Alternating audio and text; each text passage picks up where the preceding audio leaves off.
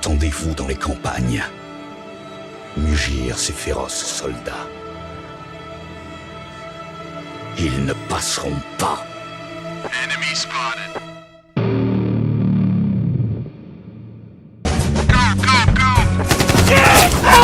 Oh shit, they got a machine gun!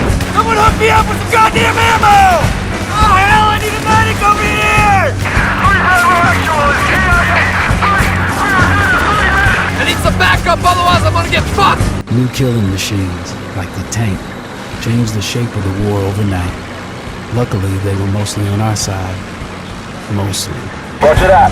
Fire! We came from all over the world. So many of us thinking this war would be our rite of passage, our great adventure.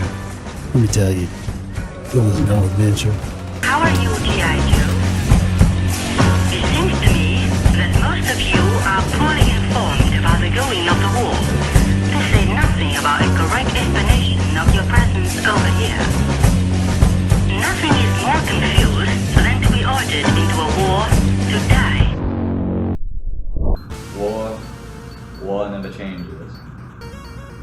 Well, you know, I guess it kind of does. You see, the Romans fighting with javelins and blades is a little bit different than this. But you know, what does make every war similar to each other, I believe, is put best from the sniper from Team Fortress 2. Because at the end of the day, long as there's two people left on the planet, someone is going to want someone dead. What makes war so interesting from the get-go is that all of us at least have had some part of war in our lives. From people who are veterans or the family members of said veterans. If you have gone through school, odds are you picked up a history textbook and read about the Civil War. And even a lot of our mainstream media depicts war from one of the biggest franchises of all time, Star Wars, literally in the name. So if it's a movie, TV show, book, or even a news article in which you're viewing war at its finest, personally when it comes to war I like to consume my war media through video games.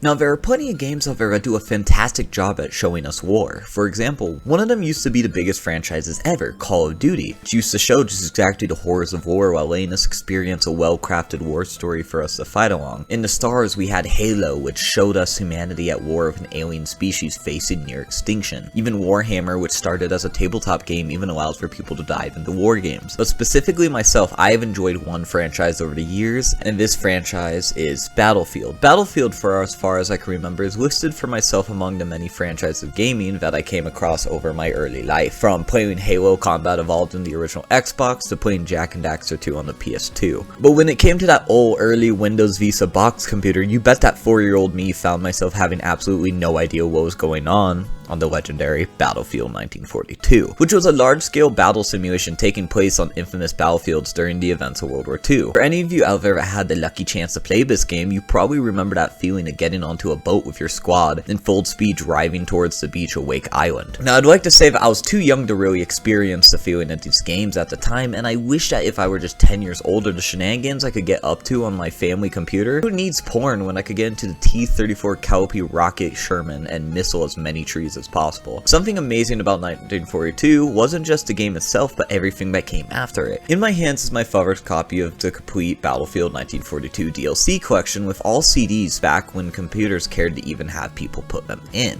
One of the craziest add-ons I remember dilating my pupils to was the secret weapons of World War II, which had gave players the chance to fight in even crazier battlefields with even crazier vehicles and weapons, such as the T-95 Doom Turtle tank, or the German Natter rocket plane, which I couldn't even control with my 5-year-old brain. But when I thought things couldn't get any better, Battlefield Vietnam took that same feeling of chaotic war zones, but 20 years later into a different side of the world, finding players fighting in the hilly jungles of Vietnam to the neck-to-neck alleyways of the urban Vietnamese cities. And don't forget the vehicles, from using a Chinook to pick up friendly tanks or jeeps and drop them off in the combat zones, those of which have rocket launchers on them, or sweeping infested combat zones with a jet and dropping napalm as you please. And from here, Battlefield would continue to branch out to different consoles as console gaming got popular at the time, with also their newer games going for the more modern settings. Battlefield 2 and eventually Battlefield 2 Modern Combat both involve wars where NATO and China see conflict. With Battlefield 2 just being black and white warfare, Modern Combat actually involved a story where the player player played as both sides of the conflict until finding out that the war between the nations was caused by a third-party group by the name of the Burning Flag, followed by Battlefield 3 placing people in the at the time current war zones of Iraq and Afghanistan, and the modern technology that came alongside it. This is where war stories started to see cinema basically as graphics and consoles were rapidly evolving and getting better, with Battlefield 3 in the same sense of modern combat where you play as both an American CIA operator and a Russian Spetsnaz operator, both trying to stop a terror organization from causing devastating nuclear attacks around the globe. And so while Battlefield started to show some interest in storytelling, they still did a great job at keeping their large-scale open world Battlefield zones. But something that was awesome about these Battlefields that gave specifically Battlefield an edge in the competing game scene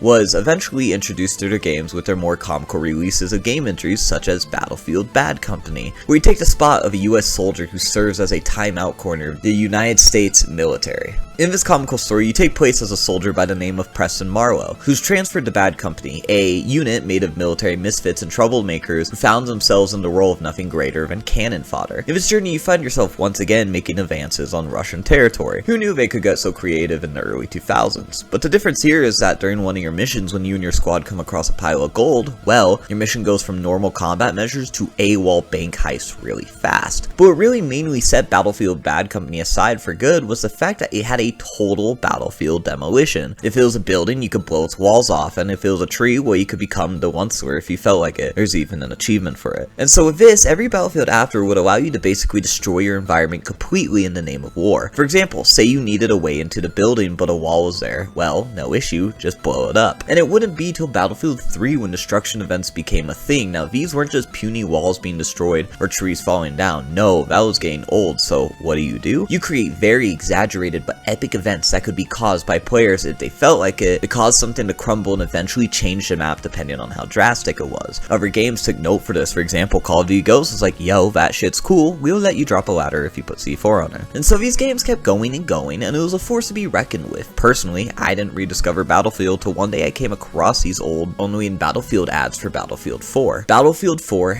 absolutely encapsulated me in a way that a game have never had done before. Graphics like I've never seen before, buildings plummeting out of the sky with the whole lobby parachuting off, pure chaos in a game that I've never expected it. So rather it was creating massive craters on Goldmud Railway or pumping shells down hallways in Operation Locker, I found myself absolutely in love with this game, and in my opinion, this was peak Battlefield. The game had over 100 different guns for you to experiment with and use. Vehicle combat was the smoothest thing I've ever put my hands on, and the fun community Easter eggs that you would hear about every now and then on YouTube was always fun to keep learning about. Whenever DLCs came out, new incitements were added to the game for players to band together and spend their time earning. And don't forget about that fabled Phantom program, where after hard work, players were able to get their hands on a really cool bow. What really took the cake for Battlefield 4 was how awesome its levolution was. Not only was most areas you were in able to be leveled in a matter of time, but also every map had some unique map-changing event that can be caused by the players if they wanted to. For example, dropping the giant ball onto the satellite dish on Rogue Transmission, or on Flood Zone if the dam is destroyed, then the water levels will rise, creating a fightable waterscape for boats and amphibious vehicles. In a heavy firefight, well, you can jump into the water to escape. Oh, and water, that's another thing, that no matter what you were fighting on, whether it be land, air, or sea, there was always a chaotic battle to be a part of, and the ability to assassinate someone on the water is just one of the coolest things ever. But eventually,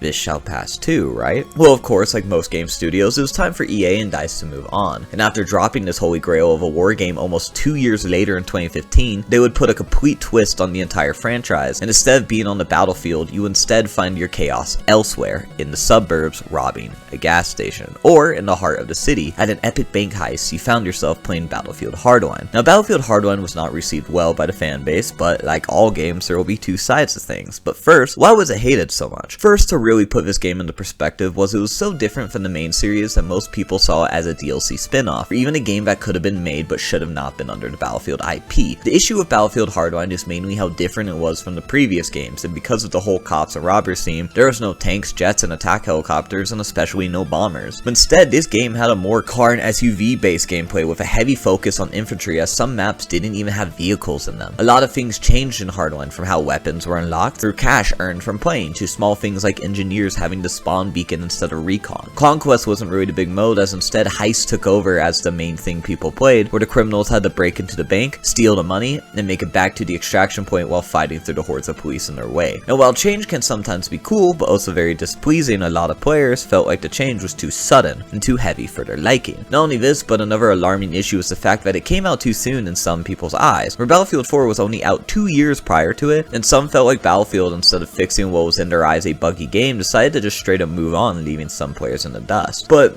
what is the other side of this argument, or more specifically the ones of those who enjoyed this game? Well, hello, one of those people would be me. I believe I would have been 11 when Battlefield Hardline came out, and I specifically recall seeing that trailer for the first time of an RPG being Shava building at a couple of cash trucks, group of organized criminals rushing to the site to start looting, when all of a sudden the quickest police reaction force ever meets them head on. Both the cops and robbers engage in a huge battlefield in order to make it a few blocks down the street to extraction zones, where they put the money on the helicopter and escape to victory. It was this really cool action movie style game that had me more hyped than ever to see this interesting change up on a game franchise that I've known for basically my entire life. I've always been the type of person to not really be in a certain aesthetic until I play a really cool game that fits that genre that really turns me onto the scene. Like how a movie like Reservoir Dogs puts you into an increasingly stressful environment where jewelry store robbers are stuck in a rat scenario. Battlefield Hardline took many hours out of my childhood and I couldn't stop playing it. This chaos of trying to get a bag of money to an extraction point when the extraction point was literally across the street, but the many different gadgets this game had, from being able to create a zip line across a roof to get to point B faster, or getting the height advantage by using a grappling hook. But different guns also felt clean and very different to use, and things like using a minigun off the roof of your mom's Escalade, or riding your dirt bike through a building full of shooters was such an adrenaline rush. Something I dearly held on to was the evolution of this game, as it did not disappoint or feel worse off than Battlefield 4, such as the giant crane toppling down causing havoc as it destroyed the building on its way down, creating a new path into a main building in the map, or in the bank when enemies are floating through the main entrance, dropping the chandelier on their head is always some satisfying kills. Going back to weapons, a really cool feature is being able to use non-lethal weapons such as baton takedowns or taser guns, which allowed you to arrest the criminals instead, or even backfire on the cops and arrest them if you felt like it. You could go into a building and arrest a whole room full of people if you truly felt like it, but no matter which way you saw Battlefield Hardline, things would still move on for the better or worse, and well, whew,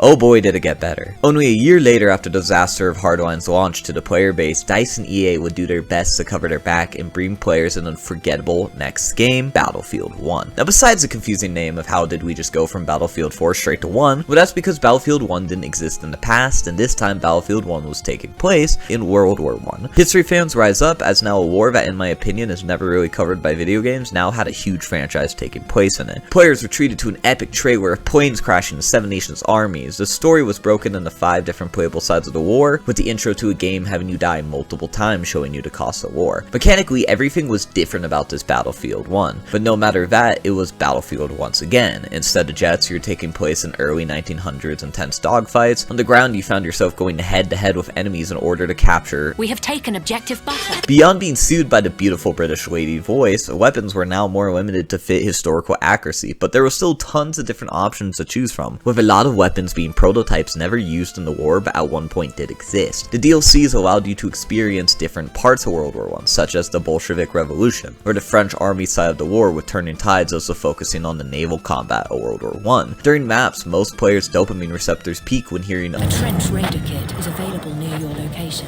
Instead of these being a random sniper you find on the ground or zipline. Instead, this pickups transformed you into a heavy armored trooper that took many people to take down, such as a flame trooper, heavy gunner, and eventually the trench raider, who straight up sprinted at you with a deadly spiked club. It was fantastic. This game also introduced the bayonet mechanic, which allowed you to sprint at enemies and stab them with your bayonet instead of instantly killing them. They can't stop you in time. This also allowed you to get to places quicker if the combat zone is hot. And so with this fantastic comeback of a Battlefield game, just where could DICE even possibly step foot in with their next fantastic game creation? Well, yikes, in 2018 we would receive Battlefield 5 and, well... Behavior Battlefield 5 immediately swarmed in before the game even came out, simply from a trailer, where in our historically accurate World War II game, we have a woman with a mechanical arm, a barbed cricket bat, beating a German. She might as well look like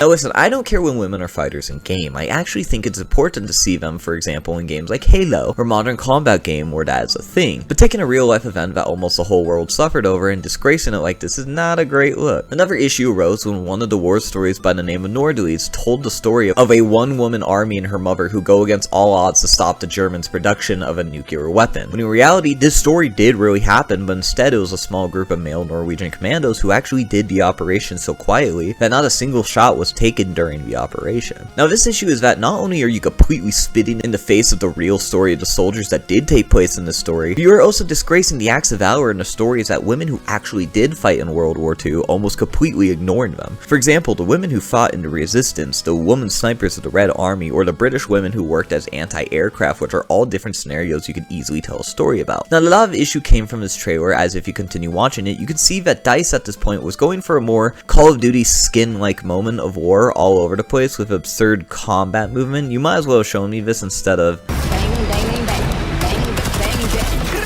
Now, beside the trailer taking the cake of goofiness, I actually did attempt to play the game, and I did actually come back to the game a couple of times. In my opinion, the issues were this. The game at launch only covered the early years of World War II, meaning the only two factions there was the British versus the Germans. The maps, while very cool looking, were just plain boring, and it didn't feel like the combat was really a battle. Like, I could have gotten the same value out of the maps if they were just random team deathmatch battles in one area. And because of this lack of content, I got bored of Battlefield 5 really fast, and seeing the different skins instead of grounded World War II soldiers kinda threw me off. It would take Battlefield 5 almost a year to even add more content, and they would eventually add the Pacific Theater, which was really epic because I feel like I haven't witnessed that warfare in a video game since Call of Duty World at War. Coming back to Battlefield 5 for this add-on was honestly really fun. The maps were good, the chaos was there. Once again, things got old, and so I moved on. And to this day, we still don't have anything for the European theater involving Italy, the Russians, or even Americans and their invasion of Western Europe, which honestly is a big bummer, as I was excited to see a Battlefield step foot back into World War II, as it was almost 9 years since we saw a World War II game, as Battlefield 1943 came out for console in 2009. And so from here, as a studio, in order to stay alive, DICE would have had to go somewhere, right? And honestly, after the atrocity of Battlefield 5, it couldn't get any worse. Right? We are presented with Battlefield 2042.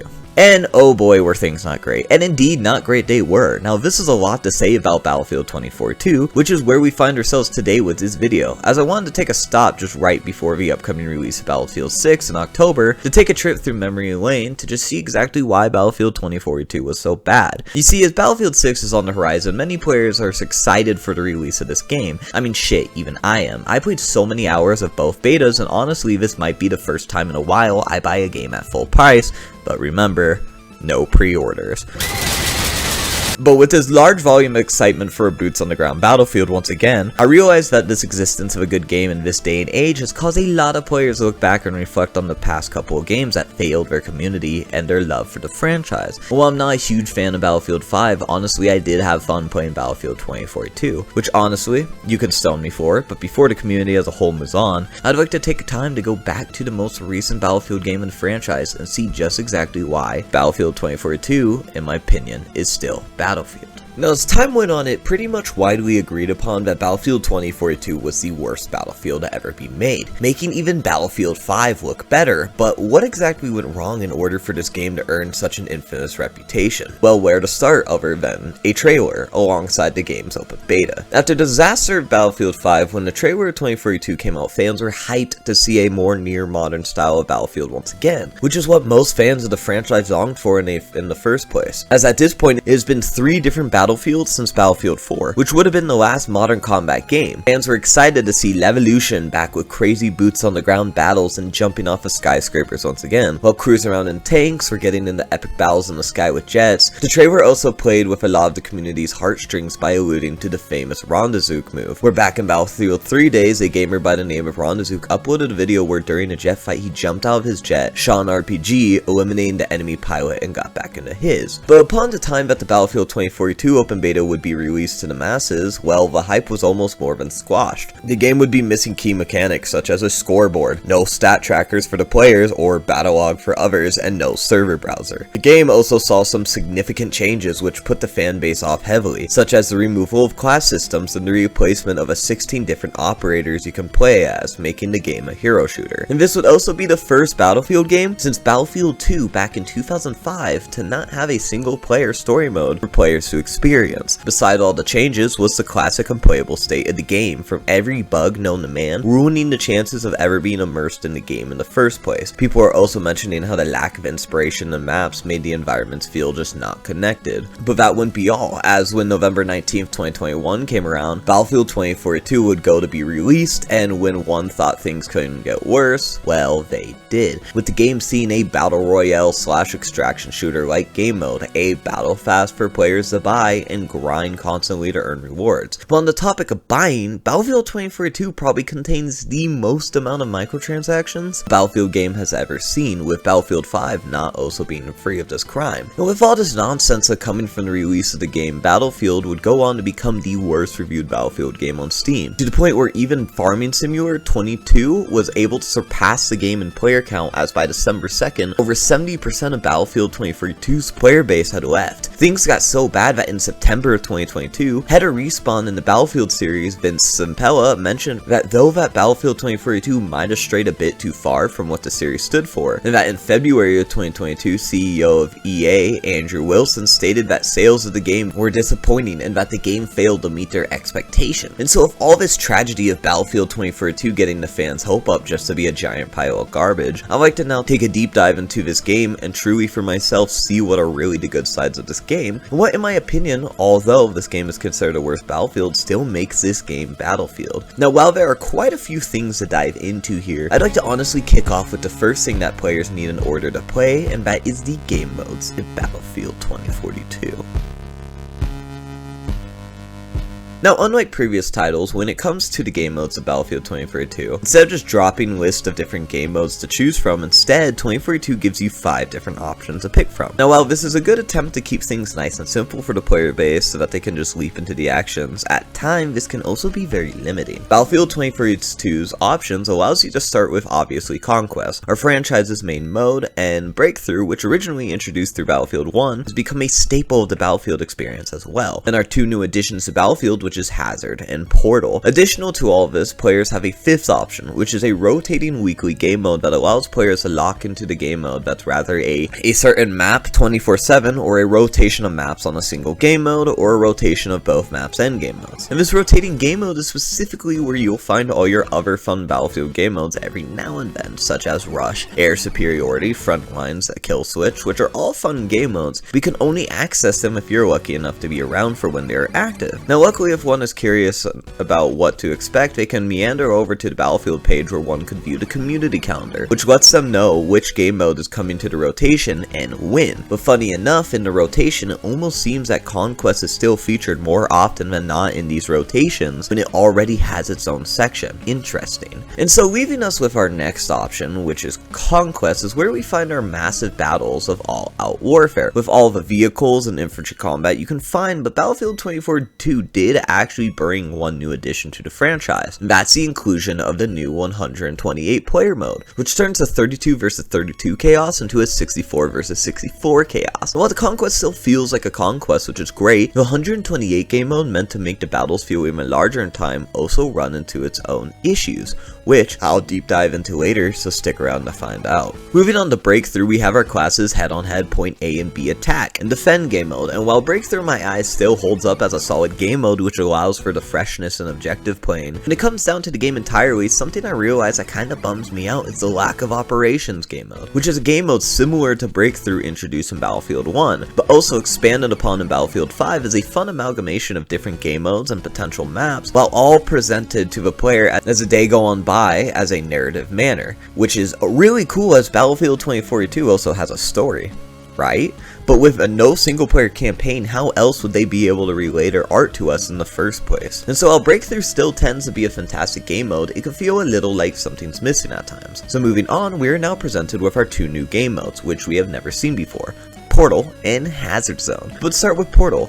Portal, not to be confused with the game, with the two robots dunking each other in water, in a sense can be viewed as basically the Forge mode of the Battlefield franchise, which basically allows for players to create maps and game modes to accompany them and publicize them so others can get together and play, especially if they aren't initially feeling what Battlefield 2042 has to offer. But what I believe is my favorite part of Portal is how it acts as a wayback machine, as Battlefield's Portal mode allows players to create using assets from older games in the franchise, such as Battlefield Bad Company 2, 1942, and also Battlefield 3, and alongside created fun game modes, DICE has also official servers set up for each different game mode, if people just want the nostalgic experience of their past favorite games. Portal also has a rotation playlist, which will a good amount of the time feature community-made playlists for peeps to funnel into. So with Portal being our brand new great addition to the game, can we say the same for the other new one added? Now if you're ever wondered what a Battle Royale would look like in a Battlefield, although you probably never have, well then here you go with Hazard Zone. Now what's funny enough is that this isn't the only time Battlefield has done a Battle Royale. As well as writing the script, I almost completely forgot about Battlefield 5's Firestorm, and I genuinely have never cared for it and only played it maybe twice. Hazard Zone has you and up to 3 other squad mates drop into one of the original maps on Battlefield 2042 and face up to 8 other squads in order to hunt down broken pieces of crashed satellites and recover data drives off of them. Interestingly enough, Battlefield 2042 actually has a story reason as part of the game takes early on in the story, which I'll deep dive into later. You and the other squads take place as what are called NOPATs, who are unaffiliated people in the massive global struggle, trying to steal data drives from the satellites before the US or Russia could get their hands on them. These data drives can be useful to the NOPATs as they can use the data drives for bargaining or straight up selling on the black market for supplies. Now while Hazard Zone has a cool background, how actually is the game mode? Well, I'll say this, the game mode plays more as an extraction shooter than it does as a battle royale, as when your squad is dropped in, you're not really looting for supplies, but instead advancing on different points in order to get your data drives, make it to the extraction zone, and leave. Where the conflict comes in is as every single satellite is guarded by a squad or 2 of enemy bots, throwing you and everyone else into a PvP/PvE scenario, which I'm actually a big fan of these scenarios, as it can create some interesting fighting moments. Similar to how certain game modes in other games such as Warzone in Halo 5 has you fighting off Covenant or Forerunners while also fighting off other Spartans for territory. Some data drives are straight up defended by a straight up NPC tank, which you or your friends or potentially other squads have to bring down in order to prosper. When initially hitting your boots on the ground, you get to use whatever specialist and whatever loadout that you use for the regular game, but in Hazard Zone as well. A lot of the PvP and risk factor in this game mode comes from the extraction point, as the whole map is notified when a call is made for one. This point in time becomes intense as other squads have the ability to ambush you and your squad and steal the data drives for themselves if they are victorious. Other than this, you could find a fight by either happening to come across another squad or running into another squad heading towards the same satellite as you are. Unlike most battle royales, if your squad gets wiped, you are given one more chance to deploy and get some data drives before it's game over. Looting in certain ways is minorly encouraged, as through the map you and your squad can come across 3 different types of computers that grant your squad each something different, with the support uplink calling in a ranger drone, vehicle uplink calling in a light armor jeep, and a redeploy beacon, which is your only means of reviving fallen teammates if the worst is yet to come. Now besides the mechanics of this game mode, personally, if the game had more time and love put into it and just a little bit more inspiration, I really don't think this game mode would have been all that bad. But because of certain map issues and the lack of people who actually play the game, now I say it has its issues, but what exactly are these quote-unquote map issues? Well,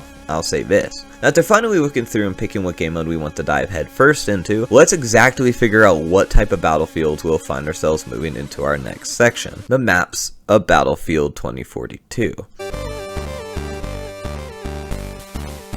During the launch of Battlefield 2042, this game has only started out with 7 different maps, but over the span of 4 years, the game has received 4 new ones, with one of them just coming out as Iwo Jima for the road to Battlefield 6. Putting this at 11 maps in total for Battlefield 2042, we're left to fight over what, in my opinion, relays as an almost post-apocalyptic sci-fi, as many of the maps are in some way desertified or dried out of their water, or are still nice and green, but suffer from massive tornadoes ravaging the lands. The maps in this game still fit the aesthetic of what Battlefield 2042 2 was trying to relay, which is something I appreciate, and something like fighting in a futuristic city, which has just been sanded over by numerous sandstorms, is really cool to look at. Now, something that I believe is sort of a cool nod to past games in the unmentioned love letter to past maps, which are put in the Battlefield 2042, but in a more sci-fi type of way. For example, we have 3 different maps in 2042, such as Redacted being a futuristic Operation Locker, Reclaimed giving us a snowier Zavad, and Manifest calling back to Battlefield Hardline's Docks map. Now, while I'm down for always sending love to older games, how exactly do these maps hold off in the grand scheme of things? Well, first off, to put things into perspective, like I said previously, 2042 only at this day and age has 11 maps, with only 4 of them being added later on from the launch. This is compared to Battlefield 1's 29 maps and Battlefield 4's 33 maps. Even Battlefield Hardline, which was received so poorly from the community, had 25 maps by the end of the game's lifespan. Now, while lack of content is an issue, how was the content we were given in the first place? Well, I'll say something I really appreciate is how aesthetically pleasing the maps are to play on. For example, like Hourglass, which is that future city I talked about. It's really cool to go from fighting in a small desert village on one side of the map to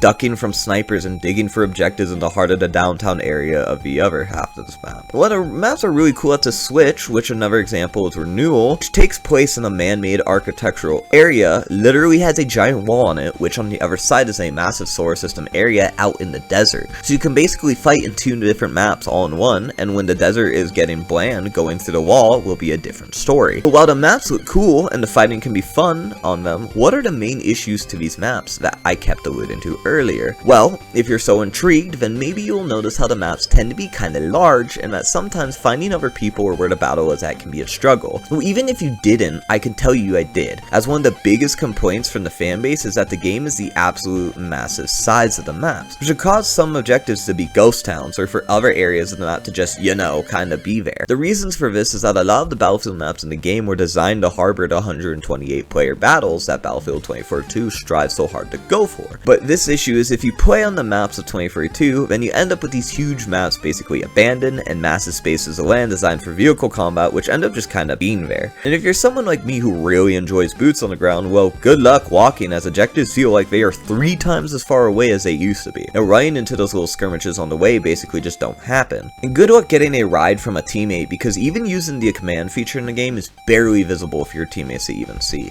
But with all being said, if we're going to pick up a game mode and drop into a battlefield, we're going to need a soldier, right? And so if moving on, I present to you the classes.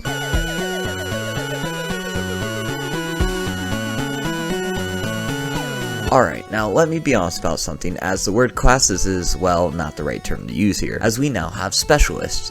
Yay. Now, Battlefield 2042 grants you up to 14 different operators you can choose from, with all having different abilities. Now, while the simple class system is gone, technically the different operators are put into different roles. I guess would be the term. For example, you have your support operators as ones who are medics, or another who focus on more ammo crates and weapon drops. You'll have your recon specialists, assault specialists, and engineer specialists as well. Now, if I were to give my honest opinion on how I feel about this, well, it actually is not the worst. I think having different abilities creates a lot of different playstyles and adds diversity to the game, changing things up.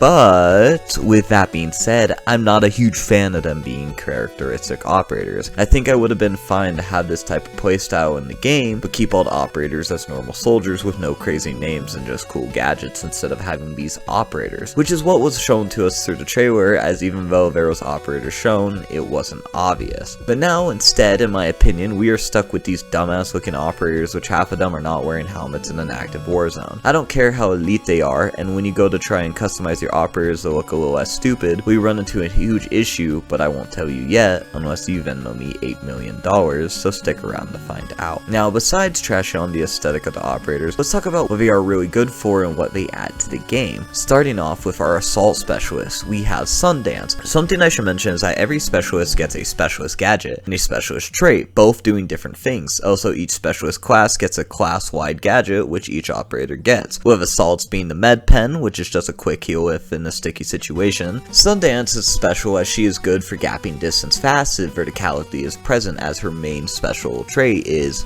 a wingsuit. She also does well in crowd control with her infamous scatter grenade, which if you ever had any of these thrown at you, the issue is you can't run away from it. Well, if it lands near you, causing a problem to groups in tight areas, so if your wildest dream was to be a flying squirrel, then this is the specialist for you. Next up is Dozer, which if rushing the objective is your thing, where you emit high levels of autism and main blitz in Rainbow Six Siege, then Dozer does well as his specialist gadget is the SOB-6 ballistic shield, which from the front, if crouched, is completely bulletproof and covers his entire body. This makes him excellent for locking down tight hallways or causing distractions in enemy infested locations. He can also shield bash anyone in his way while laughing in the face of bullets, also making him a menace on the battlefield. His trait gives him higher explosive resistance, so good luck blowing him up if that doesn't work. Now if you're looking for a little verticality, really like Spider-Man or Missed the Battlefield Hardline Grapple Hook, well I present to you McKay, who can get to higher spots for some good flanks or fast ways to escape a hairy situation. His trait allows him to move super fast while aiming, and on ziplines making him an excellent fast-paced assault operator. And finally, Zane. Now unfortunately I think I'd consider Zane the worst assault specialist, as all he gets is the XM37A, also known as the famous airburst launcher, which was adopted by the US military in the 90s and field tested by the US Army in the early 2010s in Afghanistan. As their path into the future of weapons, this thing unfortunately due to malfunctions and program budget cuts was a failure and dropped by the military in 2017. Now besides the unnecessary history lesson, while I believe the weapon looks cool, this is an instance of something that should just be a normal gadget and not special, as it was treated as such in Battlefield 4 and barely used as it's not a great weapon. His trait is that he recovers health after kills, so honestly, he probably didn't even need to be in the game, nothing crazy here. And so for our assault classes, let's step into the world of our trust friends and their flame torches, the engineers. Now the engineers obviously have the repair torch as a gadget, but their abilities are what gets interesting, starting with Boris, who gets a sentry turret.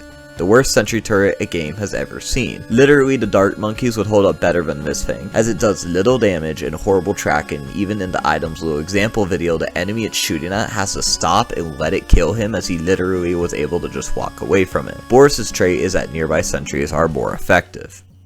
Nice. Second in line is Liz, who is my main operator that I actually use. Her gadget is the G84 TGM, which is basically a tow missile, or for those of you who recall using the TV launcher in the COD games, then you might remember what this is like. Now I personally love using this thing, as I have a weird obsession with firing rocket launchers, and I also find it really fun to guide the missiles around. Liz's trait is Armor Hunter, which allows her to reveal nearby vehicles that are damaged or hacked when the TV missile is equipped. And so leaving my beloved behind, we move on to our final engineer, Terry Crews. Just kidding, this is Crawford, negative 1,000,000 points for no helmet, but his gadget is really good for objective defense, and this is the Mounted Vulcan, which is a shielded minigun with a tiny little hole at the face part of the turret, so that people can get this easy opportunity to shoot the most important part of your body. While the turret is great to lock down tight corridors, his trait allows him to carry one more rocket.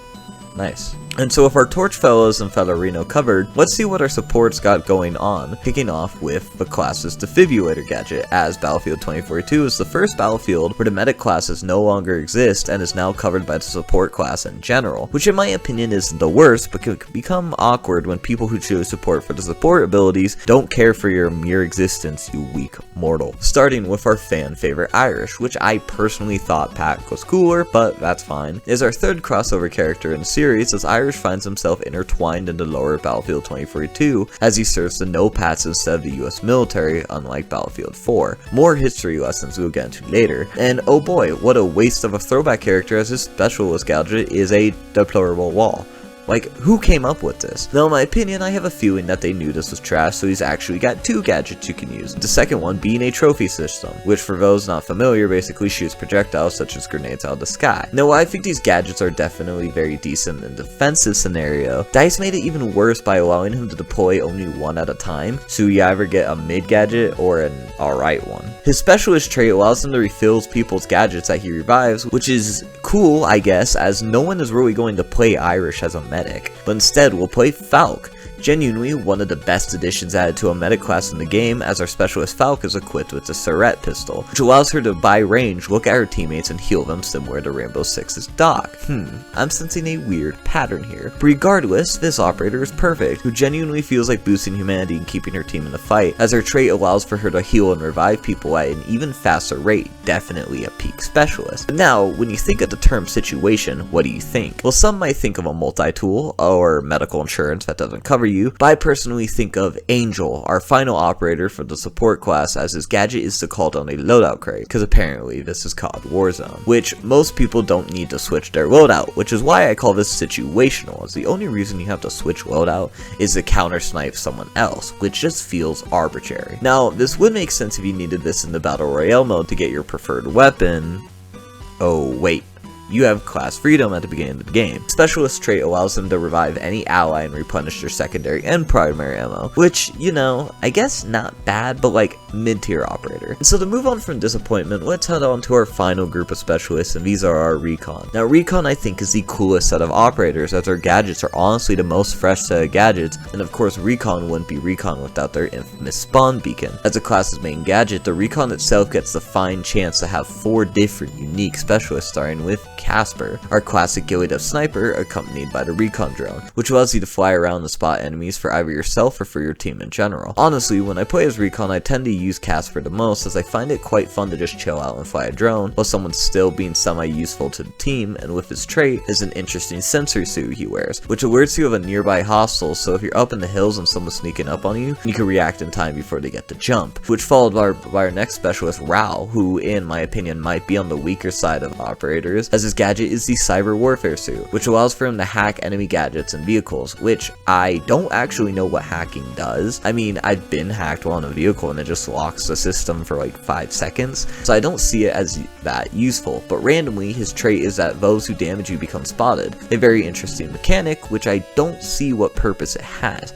Maybe as a counter sniper? I have no clue. But what I do have a clue about is Paik, our next operator, who's equipped with the EMG-X scanner, which basically is a scanner that lets her see through walls, which is paired with her trait that those you damage are spotted for you and your team. Now for me, while trying out Paik, I realized one flaw about her wall hacks is that it runs off of a very short battery and also has barely any range. And when you do find someone, it's almost impossible to see them, so I had no idea if the item was bad from the get-go or if it got nerfed over time. But who isn't bad is Blasco, our final operator of the game, who's gifted the X8 infiltration device, which basically a beacon that you can place, which if done so will jam enemy spotting and targeting tech while also highlighting enemy devices. This is really good if you're playing as a recon that's trying to be sneaky in my opinion. Her trait is also broken, as people near her can't trigger movement based abilities, and also disrupts turret targeting, so another reason to not play Boris. She's literally the sneaking god. And so if our rundown of all the specialists of Battlefield 2042, where do I really stand with the decision to remove our classic soldiers and classes for these as replacements? Well, at first I actually completely hated this decision, and not only did it make it harder for me to decide who to play, the options were so proliferated from what I was used to, but also that it kind of turned me off of the Battlefield 2042 in the first place. But as I came back now, although I'm not a fan of the semi-dumb looking operators, I do think most of the operators' abilities are really cool and nice touches to the game, and I wouldn't mind seeing them added as maybe gadgets or some type of battle pickups in future games. But something I'm not a big fan of from these operators is the direction that Battlefield took in making them unique specialists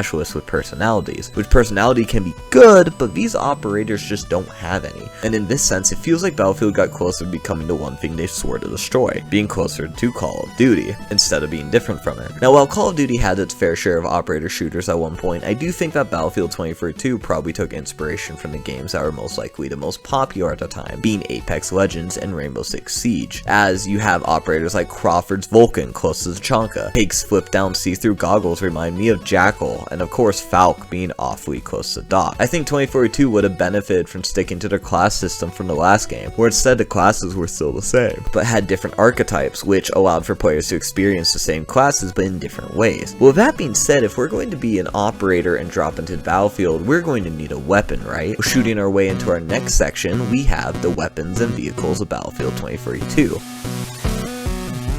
Now there's not much to really say about this section, and there's not many weapons to really look at on account of everything being lesser. Battlefield 2042 has easily got to contain the least amount of content than any Battlefield game out. This is apparent by the fact that Battlefield 2042 only has 22 weapons. This is compared to Battlefield 5's 82 weapons and Battlefield 1's 77 weapons. That is almost a third of the weapons available, and one of the main issues about the weapons in 2042 is that most of the weapons aren't very high-tech or crazy futuristic, as they're just quote-unquote more advanced advanced versions of modern guns such as the Glock 57 instead of the Glock 47, which we have now, or the M5A1 instead of the M4A1, which also we have the PBX45, which is clearly the UMP45 but futurized. So as you see, the creativity wasn't very insane. And while this is obvious, we do have a few new additions to our weapons that we can use on the battlefield, starting with the NVK P125, which is a bullpup style rifle. Now while not insanely impressive, it looks like a laser tag gun, I like to run around this thing as it's the closest I can feel to using futuristic gear in this futuristic game. Besides this, you have the Rorschach Mark IV, which basically handles like a Destiny fusion rifle mixed with the railgun from Battlefield 4's Final Stand, but instead has 3 different styles of fire you can switch from: a single shot long range mode, or a burst mode, and a fully automatic mode, which honestly I find this to be a really cool addition to the game. You can also get your hands on the Ghostmaker R10, which is actually a really fun weapon to run around and one-shot people with as long as you're accurate with it, and in my opinion is a fun little callback to the Phantom Bow from Battlefield 4, as bows aren't something you usually see in the Battlefield games anyways. Beyond this, that's all for the new weapons in Battlefield 2042. But something I will say is not a terrible addition that I enjoy seeing in Battlefield games is the addition of adding older weapons from the older Battlefield games to the different eras. For example, Battlefield 2042 allows you to access a catalog of weapons all the way from 1942, Battlefield 3 with Bad Company in between. For example, you can fight against hordes of future operators on the battlefield with the M1 Garand, or find yourself wielding the famous XM8 from Bad Company 2. Now besides weapons, there's also a new call-in you use in the game that follows you around as man's best friend, which is the Ranger, which is a robot dog with a turret on it. So the weapons and the new robot dog being covered, what exactly do vehicles of Battlefield 2042 have going for it? Well, when it comes down to the vehicles of Battlefield 2042, well, unfortunately they also all fall under the similar fate as the weapons of this game, in that they are just futurized versions of already existing vehicles.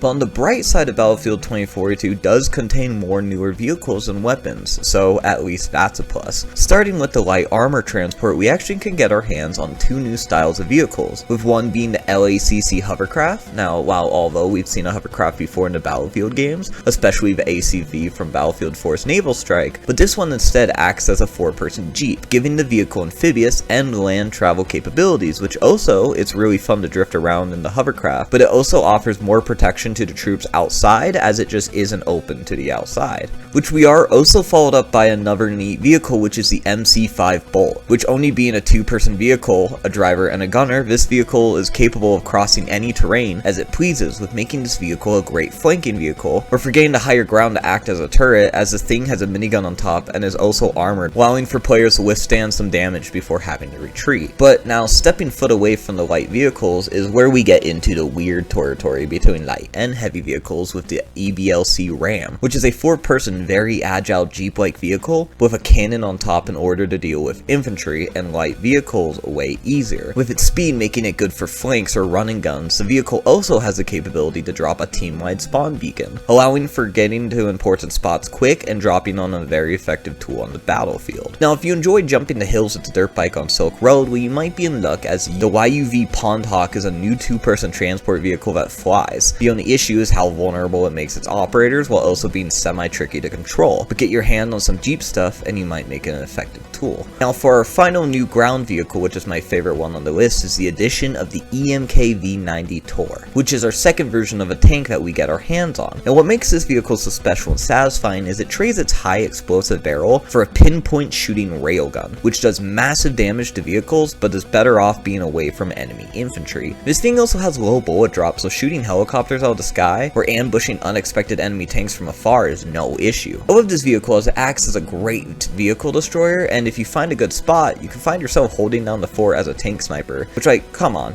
who doesn't want to be a tank that snipes? But with the ground being covered, what exactly is going on in the sky? Well, the vehicles in the air are mainly still the same, but we have 2 new cool additions, starting off with the MV-38 Condor, which is based off of the US Army's Osprey, has the ability to change its flight pattern to forward or hovering, which either way can make it effective for a gunship against personnel or a counter to other enemy vehicles in the sky. And if being a problem to enemies on the ground is what you wish, then look no further than the XFA DO4 Draugr, which in this game is considered a drone that can fly fast, dropping JDAMs instead of EMPs and guided missiles. It also had the ability to hold its own in the sky if needed to. Taking inspiration from the B-2 stealth bomber, this drone is basically personal versions of bombers from previous games, but faster and newer. So with all the new vehicles we have the chance to play around with, what exactly do I think of them? Well, I can tell you this. I actually appreciate the effort put into the vehicle combat of this game, as it almost seems like Battlefield 2042 might have strayed a little too far from what Battlefield actually is. They at least remembered that vehicles mattered a lot to the game. Now, an issue I do notice stemming from the abundance of vehicles is how certain modes like Conquest tend to feel mainly just vehicles going at it, with tiny little infantry skirmishes every now and then, which is why I feel like other games like Breakthrough tend to be more prevalent to the most balance. Now, I will say it's driving vehicles in Battlefield 2042 actually kind of feels nice, as the sandbox of the game kind of allows a lot of space to drive around, with different angles and such, granting you the ability to have fresh scenarios play out whenever you are in one. The addition of a futuristic tank such as EMK is honestly really nice, as having a railgun feels like a no-brainer in this type of setting, especially being on top of a tank of all things. While I enjoy using vehicles on the ground, I can't say the same for the ones in the air. Now, while being in air vehicles is truly the same for almost every Battlefield game, which is just getting insta-locked on by enemy AA vehicles camping in their base, the big difference I notice is mainly with jets, as jet combat feels sorta clunky in my opinion. Mostly from the aspect of when I got to turn for a little, it feels like I'm sorta floating, instead of the fluid motions that jets usually take in past games. And while the list of our playable spawn vehicles is now covered, if you happen to find yourself stranded or needing to get somewhere fast, well by lucky chance you could get into a civilian vehicle lying around and speed off. With the addition of a pickup truck we can hold a few friends if you need, is basically a quick truck that should have been what the Cybertruck actually looked like. But beyond that, we also have the ATV, which is essentially a side-by-side, good for harsher terrains, although it tends to be slower in speed, but if speed is what you're needing, then look no further than the tuk-tuk, or what I've always called as the Indian taxi cab, is the three-wheel mini-car that could be found on any city maps and rated for tornadoes. Oh, that's right, tornadoes. Have I talked about that yet? Well, with all the vehicles covered, what if I told you a secret? What if I told you that this game has tornadoes? Cool, right? But these tornadoes aren't just random. No, there's a reason they exist, and it's all according to the story of Battlefield 2042. Now, while covering everything a player needs in order to strive on the battlefield, I like to cover some of the more background things of this game, as there tends to be some interesting stuff always going on in the background. Now, funny enough, Battlefield 2042 does indeed have a story, a decent one at that in my opinion, but the wildest part is that they don't have a campaign mode, so just exactly how are you supposed to figure it out, and where does everything tie in? Well, the story of Battlefield 2042 was told in sort of an interesting manner, as details were shown to us at different points. Either it was a YouTube short film on the Battlefield page, through different seasonal effects as newer updates that came to the game, some came in form of Easter eggs for players to discover, but regardless of how players discovered our story, we start with the beginning of 2042.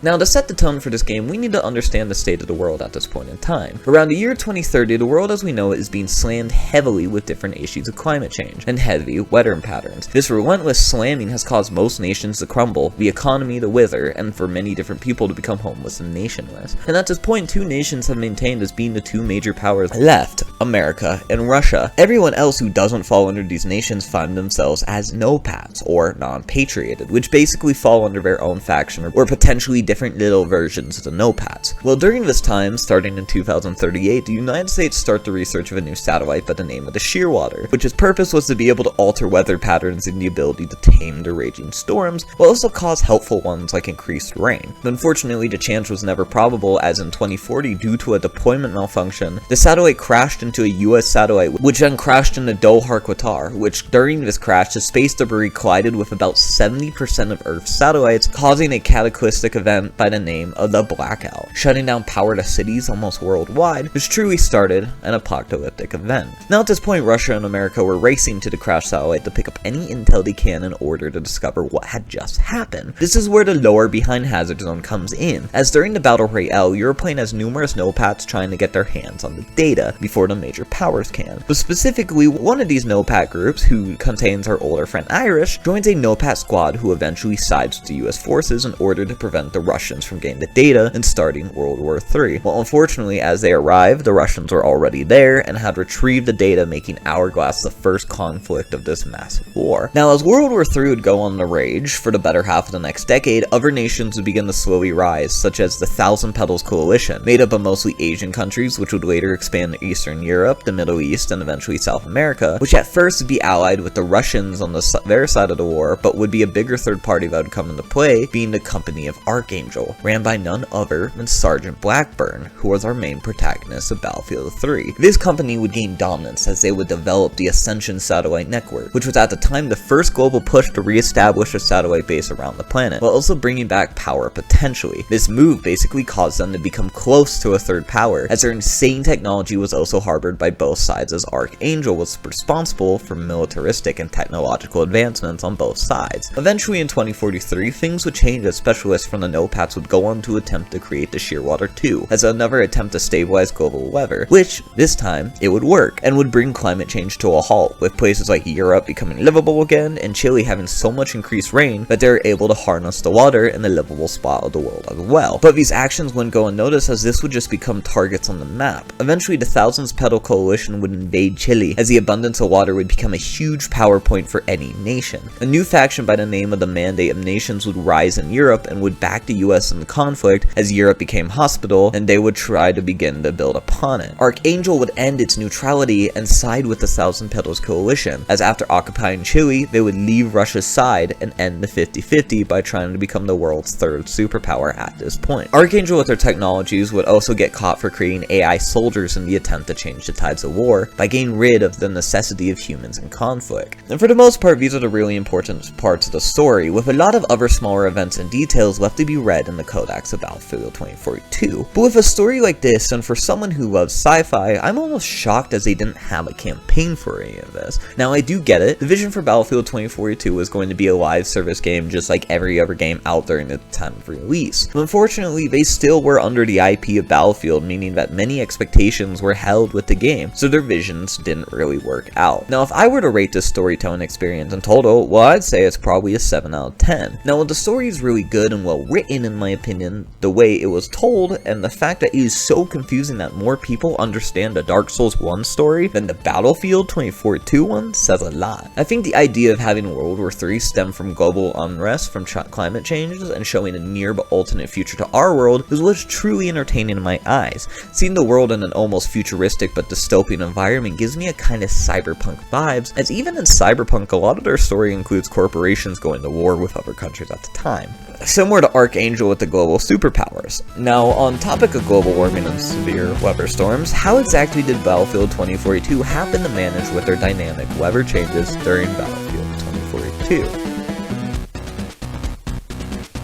Now, while dynamic weather isn't entirely a new thing for the Battlefield games, seeing them as nearly as Battlefield 4 of how Parasol Storm, if the windmill in the distance is struck by lightning, the ship detaches from it and crashes into sea, causing a new fighting point. Or how maps in Hardline had sandstorms that made helicopters useless and running across streets safer for infantry. Even in Battlefield 1, the fog mechanic, which made fighting scarier, as you never know when you'll run into an enemy or a pilot when you will accidentally crash on the ground, as everything is disorienting. But Battlefield 2042 was supposed to set the record straight, as their first natural disaster event would enter the game, and this would be the tornado. During the trailer of the game, all the soldiers stopped fighting to see a massive tornado heading their way, as they all panic to leave, but eventually some get picked up. While hoping for the same reaction and chaos in the game, the actual reality is that the tornado really doesn't do anything. I mean, it's visually cool, but if you get picked up by it, all it does is lift you up and grant you the ability to parachute, or for Sundance, to glide for some easy movement. But beside that, in my personal experience, more than half the times there's a tornado, it barely even grazes the map as it falls alongside the outskirts, instead of the heat of the bulky fighting areas. So unfortunately, making the tornado sort of useless, but cool to look at nonetheless. But with older games, weather changes at some points causing levolution, it's got me thinking, how exactly does the levolution of Battlefield 2042 hold up to the past game?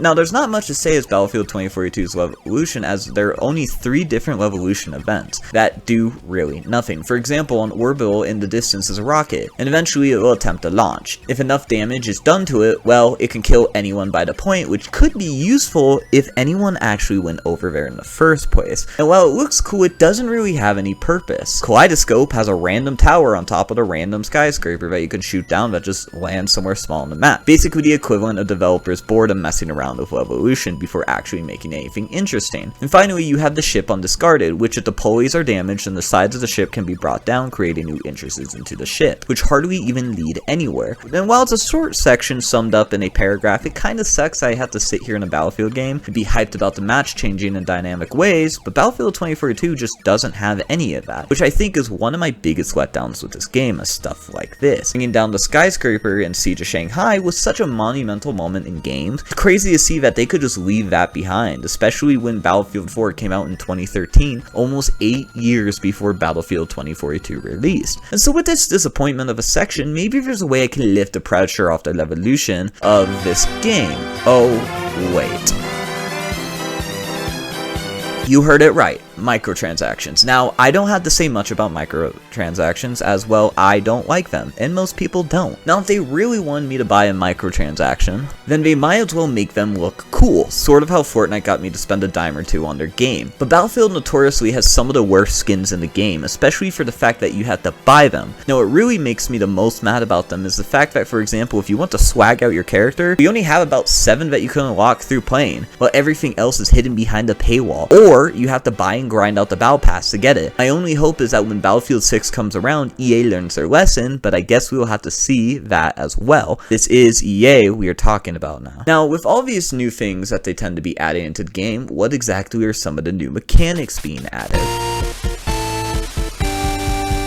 Mechanically, on the larger scale, there are 2 main mechanics that were added to Battlefield 2042 that change things in a way never seen before, starting with the weapon attachment wheel. Similar to how games like GTA and Red Dead Redemption have a weapon wheel, Battlefield 2042 added an in-game weapon wheel that during the heat of combat you can actually switch what attachments are on your weapon, making it so you could prosper in different scenarios if need be. For example, with the LMG, if I'm shooting on the move, I can switch to a grip and iron sights in order to run around easier, or if I'm defending and shooting long range, I could switch to an ACOG and a bipod in order to hold things down. It's a really fun mechanic that I'm actually appreciative of, and wouldn't complain if they kept the mechanic later on. At least the ability to put on and off a suppressor, sort of similar to how older Rainbow Six games do, or Counter-Strike allows players to do. Besides, the weapon wheel is a smaller mechanic added to the flying vehicles, which is specifically the stealth helicopter, as it now has stealth mode, which in the heat of battle, the stealth helicopter can activate it and become unlockable by tracking missiles. While still vulnerable to unguided forms of damage, is a cool mechanic in theory if one could utilize it good enough. But with mechanics coming and going through different games, and for certain things for us to explore, such as story bits or new stuff we get to play around with on the battlefield, something you can never forget is the amazing Easter eggs of Battlefield. Battlefield 2042 does not fall shy of the absolute confusion that Battlefield Easter eggs bring to my brain whenever I see them. They almost might as well give you an example of how wild or absolutely convoluted Battlefield Easter eggs can be. Well, for example, let's start with Battlefield 4's Megalodon Easter egg, which was originally hinted to players through a community update at the time, mentioning that something secret is lurking below the map Paracel Storm, with the numbers 969 inside of a shark's jaw. Looking this number up, it led us to a real ship by the name of the USS Peterson DD-969, which if players went to a random rock and looked at the radio tower, they would realize that they were roughly 969 meters away from it. Going to the top of the tower, they would find red letters up to the top reading out 1015, and when players added it to the original 969, they would get 1984, which when confronting the developers about it, the dev messages saying, "Am I evil?" which referred to a song that Metallica covered by a British heavy metal band, Diamond Head, which was a cover found on Metallica's Ride the Lightning album, played in 1984. So players figured that one will have to die to the lightning on top of Paracel Storm windmill in order to trigger the next thing. Players then discovered that they have to complete one of the Phantom Program missions in order to become worthy for the next step to commence. Then, from here, players had to figure out where to go in order to activate this Easter egg. Well, what they realized is back during a previous DLC, a rare crate that spawned in on certain levels contained a secret message, mentioning that the Easter egg was too easy, so they had to put a map of Parallel Storm next to a scribble equaling a Megalodon, which under the scribble was a parrot. Now, this caused players to search until they found an island clone of parrots on a leaning tree. Going up to the tree and walking up to it, a light would spawn in the sea, and if shot, the sky would light up and start beaming down on the sea, where eventually, once the player was worthy, the Megalodon would jump out of the sea. Now, that's all for one Easter egg. So how possibly could Battlefield 2042 live up to that type of Easter egg? Well, in the map Orbital, if one flies over to the beach, they can see that on the shore is a yellow sign, which reads in French saying no swimming with a symbol of a shark's fin. Well, around the map, players can randomly find a little radio, and once finding it and bringing it back, Morse code will start beeping from the radios. Once decoded, this will tell players SOS, shark bit our stern, boat too small, find remotes, activate scanner. From here, players would have to fly around and locate 4 remotes that look like laptops and bring them back to the beach. Here, players would have to enter in a 6-digit code into the different laptops, which will cause the buoy out in the water to start blinking a white light. This light would also be coded, which decrypts reads Honor Frank. What this means is that players would have to load up the map redacted, look for a little tiny plushie of animals hidden around, which had numerous different spawns and sometimes didn't even spawn as the right plushie, but you were looking for the Frank plushie, which grants you the shark charm. Heading back to the beach, you would need another enemy player to go out to the water with you, and you had to perform 3 to 5 takedowns on this player in the water until a lightning strike hits the water out far. An announcement will be made that a tornado is approaching, then out in the distance an intense tornado will form from the sky, and in it will be sharks flying around, creating a sharknado. And so while being super convoluted and interesting, I think it's a really good addition by the devs to continue the intensity of the shark Easter eggs in the Battlefield games, and I hope to see some super convoluted Easter egg in Battlefield 6 as well. And so it's a super massive and highly complicated Easter eggs of the Battlefield franchises, awarding you with this fun sharky Easter egg. What are some of the other awards that you can earn for your hard work in this game with the achievements of Battlefield 2042?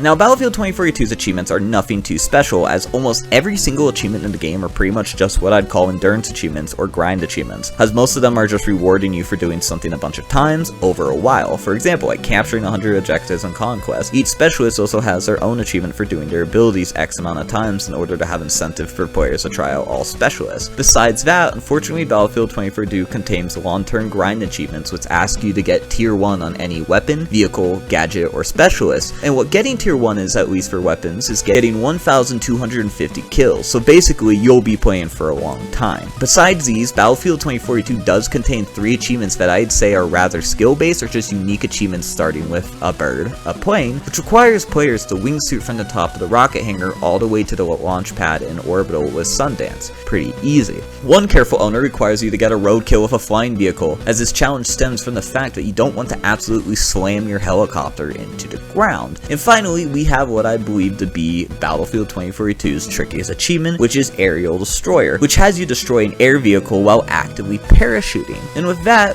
we have our achievements of Battlefield 2042. But if you have made us this far, well then, here's this, an achievement just for you, for sticking around and making it this far. Now, as we approach the near end of the video, I'd love if you subscribe, as it'd help me grow, and maybe go ahead and watch another one of my videos once you're done with this one. Nevertheless, as we find ourselves on the final stretch of this video, let's dive into exactly what makes Battlefield 2042 still Battlefield.